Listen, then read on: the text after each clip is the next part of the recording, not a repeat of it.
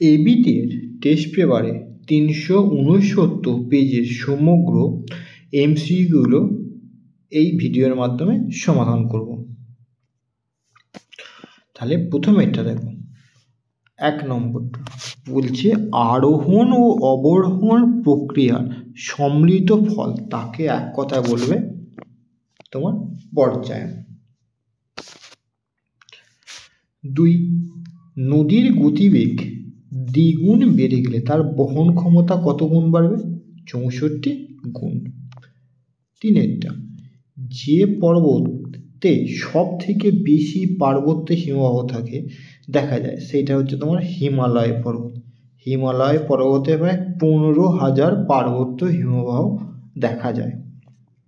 4, যে স্তরে অতিবেগুনি রশ্মি শোষিত হয় সেই স্তরের নাম হচ্ছে স্ট্র্যাটোস্ফিয়ার। খ অপশনে দেওয়া আছে।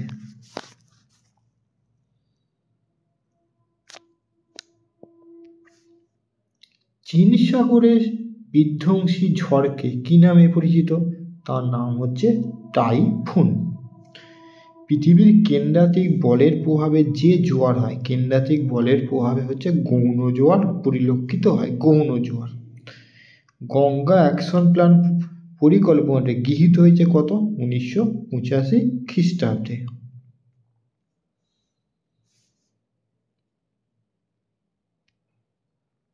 আয়তনের বিচারে পৃথিবীতে ভারতের স্থান কত? ভারতের স্থান হচ্ছে তোমার 7ম।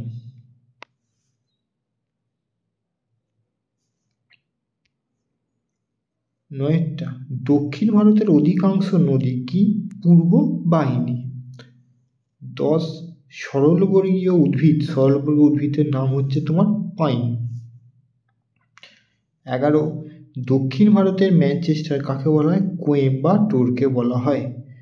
12, ভারতের কোন রাজ্যের সাক্ষরতা সব থেকে বেশি? তোমার কেরল রাজ্যে। ভারতের NH-19 সড়কপথটি দিল্লি এবং কলকাতার মধ্যে সংযোগ স্থাপন করেছে। 14, টোপোগ্রাফিক্যাল মানচিত্রে সমোন্নতি রেখা অঙ্কন করা যে রং দিয়ে তার নাম হচ্ছে বাদামি। এবার আমরা একটু শুদ্ধ অশুদ্ধ দেখব, শুদ্ধ অশুদ্ধগুলো করবো। তারপর শুদ্ধ অশুদ্ধ প্রথমে কি কি দিয়েছে দেখে নাও। মিসিসিপি নদীর বদ্বীপ পাখির পায়ের মতো। প্রথমেরটা তোমার শুদ্ধ, প্রথমেরটা তোমরা করে নেবে সু।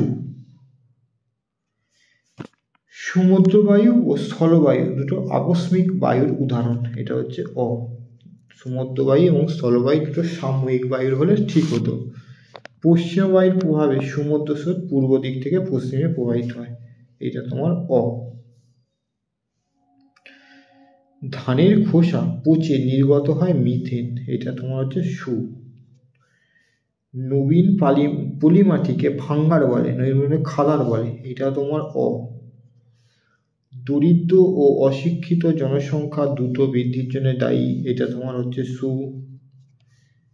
RF 1:10 লাখ এর অর্থ 1 2 3 4 5 1 সেমিতে 10 কিমি, এটা তোমার হচ্ছে সু।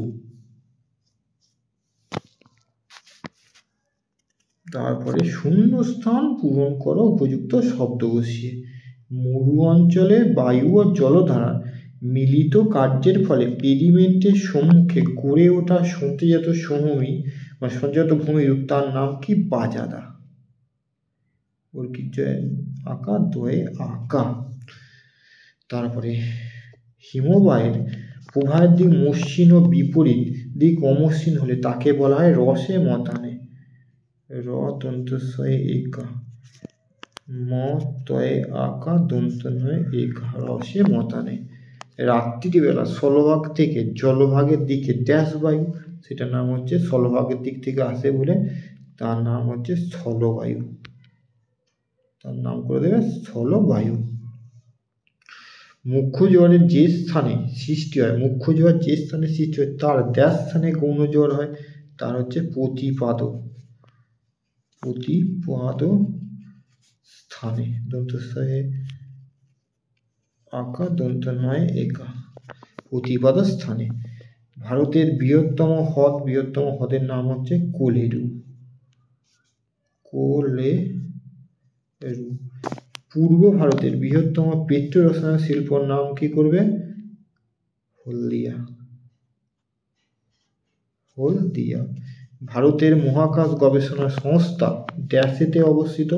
তোমরা করে দেবে বেঙ্গালুরুতে।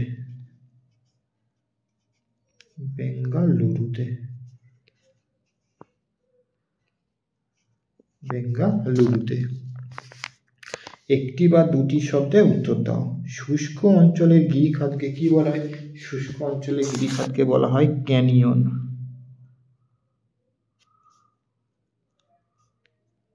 ক্যানিয়ন।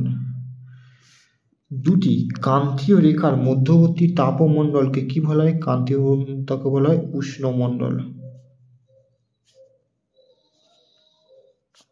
উষ্ণমণ্ডল। প্রশান্ত মহাসাগর একটি শীতল ও একটি উষ্ণ স্রোতের নাম। শীতল স্রোতের নাম লিখে দেবে বেরিং। ঠিক আছে। উষ্ণ স্রোতের নাম লিখে দেবে উত্তর নিরক্ষীয় স্রোত। উত্তর নিরক্ষীয় স্রোত হচ্ছে উষ্ণ স্রোতের নাম লিখে দেবে।